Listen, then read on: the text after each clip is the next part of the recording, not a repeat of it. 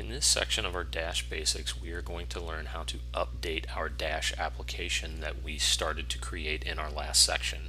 So we're going to break this down into two main components: manually updating utilizing buttons and auto updating utilizing interval components. So we're going to look at two different notebooks where we will add different items to the layout or in the background, which will be utilized to refresh and recatch the information from our momentum strategy. So if we were running this, on a more intraday model, or if we wanted to update it every hour, whatever that looks like, we want to be able to have the graphic help us do that upon request versus us having to continually stop and restart the application. So we'll introduce buttons, we'll introduce some inputs, input groups, we'll go through how we add those to the graphic, and then we'll talk through how we manually and auto update those.